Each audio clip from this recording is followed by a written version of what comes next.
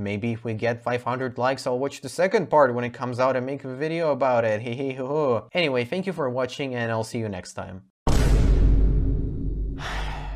How does this happen? Why is it that when I decide to set a theoretically possible but still improbable to be reached goal, a random edit I made suddenly blows up, leading to the video getting just the boost needed to reach it? I am convinced that destiny is just mocking me at this point, but alas, the people have spoken, so I have to do my bidding. If you haven't watched my review of part 1, then, well, you probably should, because a lot of stuff in this video will be carried on from there. But let's just say that Masters of the Universe Revelations Part 1 didn't really set high hopes for the rest of the show. With how confusing it was and how frequently the writing choices seemingly redacted themselves, I was convinced that Part 2 was basically doomed. And when the trailer for it dropped and seemed to once again retcon like half of the things that happened in Part 1, that only reassured me. So last time on Game Grumps, Skeletor unexpectedly returned, stabbed Adam in the chest, and used the Sword of Power to transform him into a JoJo stand. And here comes the surprising revelation,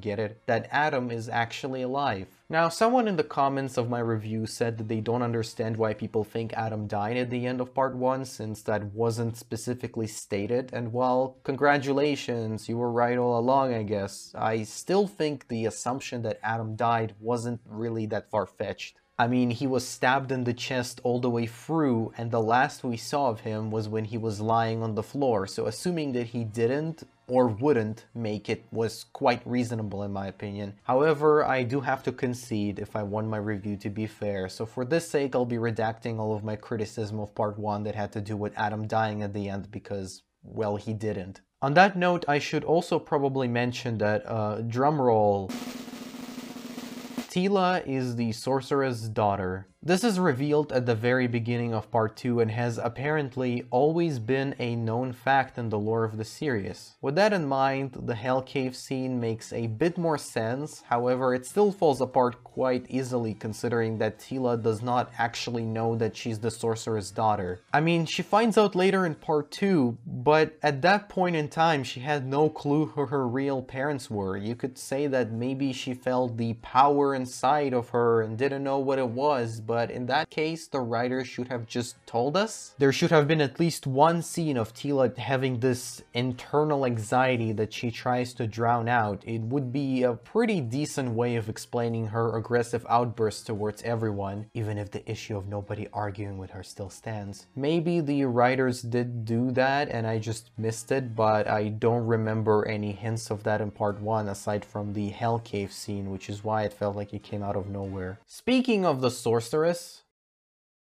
she dies. She uses all of her last powers to teleport Tila, Andra, Cringer, and Adam out of Grayskull and gets stabbed in the chest all the way through by Skeletor. See? Why does that automatically kill her, but Adam gets to live like 15 minutes and even has the ability to stand up and talk as it was merely a scratch? I get he's much younger and like the protagonist, but him surviving for that long feels like a big stretch. I'm not a doctor, so what I'm saying might not make much sense, but I feel like even if Skeletor didn't damage any internal organs, Adam would still die of blood loss very quickly. But regardless, the sorceress is dead, Man-at-Arms is imprisoned, and the rest of the gang is teleported to the castle grounds. This is when Adam remembers that he's been seriously wounded and starts dying, so the gang goes, "Oh my god, we have to stop the bleeding fast." You think? Tila then gets a vision that tells her to put her hands on Adam's chest, and that allows her to magically cure him, which is the first time she or the rest of the gang find out she can do magic. We then meet Clamp, Champ, and Fisto, yes that's their names, who first mistake the gang for looters before recognizing Adam and calming down. They tell us the city is currently being evacuated since the king and queen saw that shit was going down in Grayskull and ordered everyone to leave for Point Dread, which is apparently a location that is safe from Grayskull's magic. Then Skeletor appears in the sky and intimidates everyone, especially Fisto. I'd sure like to fist him. Skeletor then sends a deadly gas thing that turns everyone it touches into zombies, so the gang successfully managed to hide in the throne room. Except the Femboy and Chum Chum got infected, so Andra fucking incinerates them. Skeletor then catches up to them and Adam is like, "Ha, You may have the sword, but the source of the power has always been me. And then he calls down the power without the sword, which transforms him into a caveman. Apparently, the sword functions more as a control device to keep the power at bay, and without it, you turn into this unconscious killing machine. So Caveman Adam smashes the zombie army to pieces and then proceeds to fight Skeletor as the latter desperately tries to get away, and I actually really enjoyed this scene. I thought the visuals were very entertaining, and Mark Hamill is having the time of his life voicing Skeletor. I absolutely loved his performance in the show, despite thinking that his voice doesn't fully fit the character. Then Teela repeats the magic words that the sorceress used when she saved them and successfully teleports everyone to some forest. And this is the beginning of a plot thread that I have a small issue with. Like, Teela just found out that she can do magic, and yet she just seems very confident in her own abilities. I don't know, maybe magic works like puberty in this universe, but I felt like she should have learned how to use her abilities instead of just going, oh hey, I think I can do that, and then doing that. I'm not kidding, every time she does magic, she just goes okay and does it. There is some doubt in her, like, oh, I don't know if this will work, I don't know if I'm strong enough, but it comes across as a band-aid slapped by the writers to give a false sense of danger. We then cut to Skeletor almost choking Lynn to death as he asks her to explain how Adam managed to transform without a sword, and lets her go when she convinces him that she has no idea. Now, one of the only things I liked about part 1 was how Lynn was written, and I'm glad that the writers are keeping it up because she's still as enjoyable as ever. Her and Skeletor are in a kind of an abusive relationship where he constantly gaslights her into following him around. Like, the only reason why Skeletor survived his death in episode 1 is because he attached himself to Lynn and was feeding off her power like a parasite, and when she goes, wow, you used me, that's not really cool, he argues that it's not a big deal because he paid her back by making her the new Sorceress of Grayskull. And while she considers it a fair trade at first, as the show goes on, Lynn starts having more doubts about her devotion to Skeletor, which was a really interesting and satisfying part of the show for me because you go, girl. The gang meanwhile tries to chase Caveman Adam as he runs around wrecking shit. They eventually stumble upon Point Dread, and Adam gets extremely angry at the thought of his parents, so he charges ahead to kill everyone and stuff. And as the royal guards hold Adam back, the king comes closer and goes, I failed as a father, Adam, and I'm very sorry for that. I hope you can forgive me because I am truly proud of you and I love you. That makes Adam very emotional and he transforms back into his human self. Now, when this whole thing happened, I was extremely confused because the scene implied that Adam's parents, or at least his father, was incredibly strict and uncaring when that wasn't really established before. So I went back to episode 1 to check, and sure enough, the father is quite distant, so I guess I'll take the L, but to be fair, it was like 3 lines of dialogue 7 episodes ago, and Adam's relationship with his father is not mentioned after that. It's kind of a nitpick on my end, honestly, but I do feel like they should have spent a bit more time developing that relationship so that it at least sticks to mind more, because I completely forgot this was even a thing. Meanwhile, Lynn has a conversation with Beastman and then Man-at-Arms, who both tell her something along the lines of, Skeletor tossing you around like that is sad to look at and you need to stand up for yourself because being the Sorceress of Grayskull technically makes you the one in control of his power. She then comes to Skeletor, who shows her the entire universe and tells her that soon all the planets will align, which will allow him to harvest all of the power in existence and become God. Like, literally. And he's gonna use all of that power to kill He-Man. Yeah, his plan never really had any other objective. He just wants to have all the power in the world, then kill Adam, and that's it. Lynn asks the obvious question that I myself have been wondering. Why doesn't Skeletor just use the powers he already has to incinerate all of them from afar? Sure, they'll need to fish them out of the Dread Point thing first, but that shouldn't be hard to pull off. Skeletor instead just flips her off and continues to evade the planet alignment thing. Lynn then breaks down crying and is approached by Beastman, who comforts her, and in response she says that he's the closest thing she's ever had to a friend, and and tells him how she met Skeletor. He saved her from a life of poverty and crime, taught her how to fight, and gave her a home, and despite the fact that she hates his guts, she also feels like she owes him, which is why she's been going along with him this whole time. Beastman tells her that this does not make her his property, and so she finally decides to take control.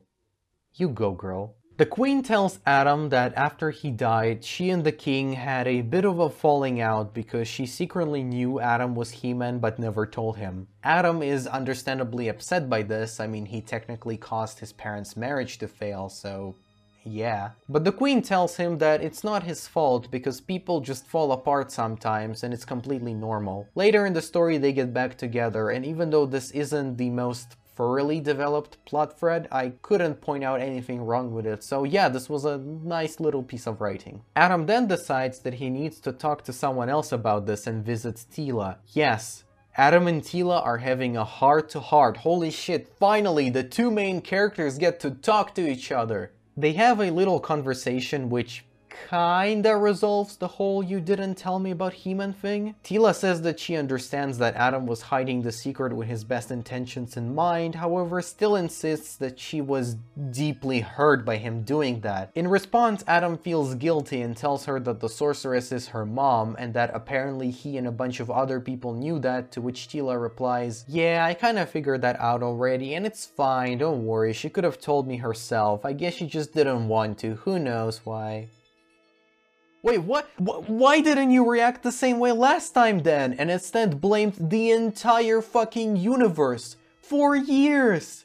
It was basically the same situation as now, so why are you so much more chill this time? I mean, this isn't really a criticism because her reaction is reasonable this time, and in general, Teela is actually a lot less crazy in this part than she was before. She is still a bit of a jerk and kind of toxic, but to a much more believable extent, and while I can't for the life of me empathize with her, at least she acts like a human being now, which is nice. Overall, I would call this an okay conclusion to the plot thread, and in general I'm just glad that we're finally done with this whole dumpster fire of an arc. I just feel like it wasn't executed that well. So Lynn decides to distract Skeletor and proceeds to seduce him. Haha, she gave him a boner. She then takes the sword and calls down the power, transforming into her JoJo stand. Apparently when Skeletor showed her the entire universe, that kind of fucked her up, and she went full-on 14-year-old who thinks they understand Nietzsche mode. Basically, God is dead, and so should we be, so she literally destroys all of heaven to demonstrate her power and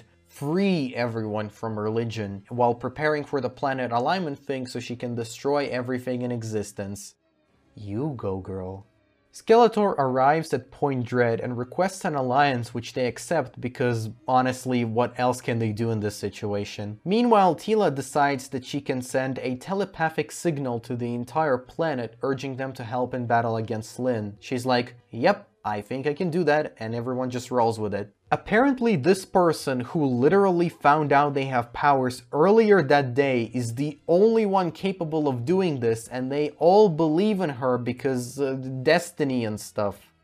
And then we get a scene where she tries to send the message, fails a few times, then does it, but isn't sure whether it worked and repeats her concern several more times so the audience pretends to be worried until it's confirmed that it worked. Wow, what an engaging way to write drama. I was definitely unsure whether her powers worked or not. So the plan is that Adam and Skeletor meet Lynn and attempt to reason with her, while in actuality just acting as a distraction while Andra and Teela sneak into the tower sewers and the army outside prepares for the attack. While in the sewers, Andra and Teela encounter Men-at-Arms who manages to escape the dungeon, and he helps them find the way to the magic room. Meanwhile, Lynn notices the army approaching the castle and brings out the guys from the Hell Cave to find them. However, since she resurrected the dead, that also means... Oh, I'm real, all right.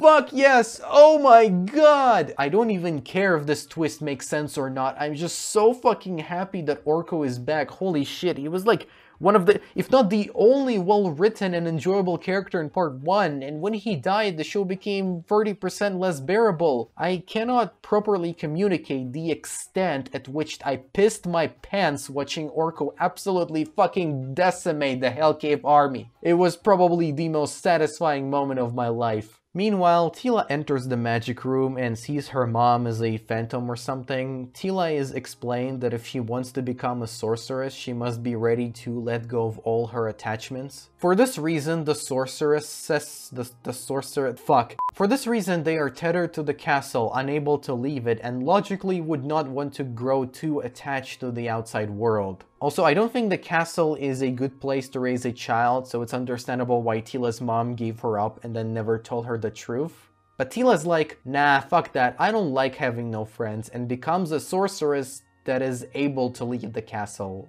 Excuse me? Wait, do the sorceresses have a choice not to be tethered to the castle? I thought that this was a mandatory job requirement, a sacrifice that they all have to make to protect the universe, and Tila just straight up defies that. Personally, I feel like the don't leave castle rule is very good actually. A building of such significance needs to be guarded constantly, and if the sorceress is on the other side of the planet, that leaves the entire universe vulnerable. But even if we put logic aside, I don't understand why they have rules that you can just choose not to follow. It just feels like a cheap way of bending the world's rules because, oh, Tila is just that strong and doesn't cave in to anybody. Generally, that is the one thing you want to avoid when writing fiction because the audience's interest is reliant on whether they can believe in the setting. If you set rules and then have a character break them with no repercussions, that's gonna make the audience confused and start questioning the narrative, which takes them out of the experience. So I simply just don't get why Tila gets to do this. Maybe there is some lore explanation or something, but to me it just came across like a very cheap way of avoiding her character having any responsibility. Regardless, Tila and Lin fight, Orko and the Hell guy fight,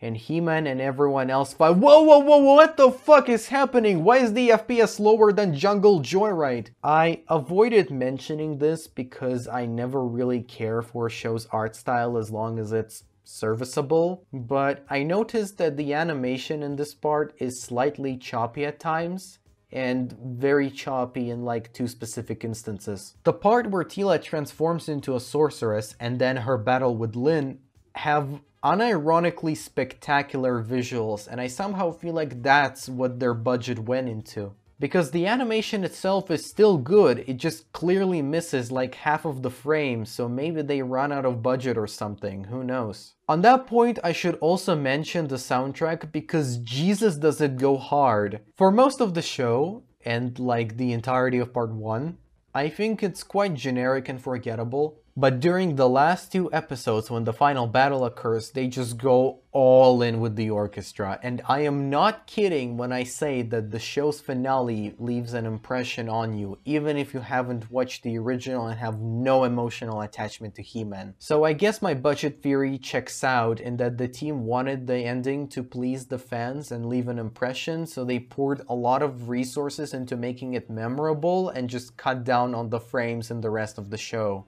Although that doesn't make that much sense now that I think about it, because the 2 choppy scenes are like side by side in the final episode. Whatever. My point is the finale is very fun to watch, except that one time when I almost had a seizure. Skeletor turns on He-Man. Wait, that doesn't sound right.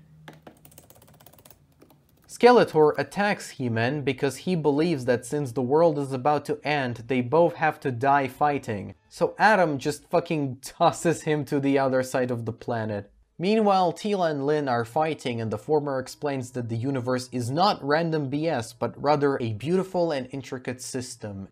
And Lin's like, oh yeah, I get that. And that's kind of it. Yeah, she changes her entire worldview quicker than a Darman character. Wow. In general, I don't know what to think of this aggressive nihilist thing Lin's been doing. On the one hand, it feels kinda dumb, and it would be very unlikely for a person to completely change the way they look at everything twice in the same week.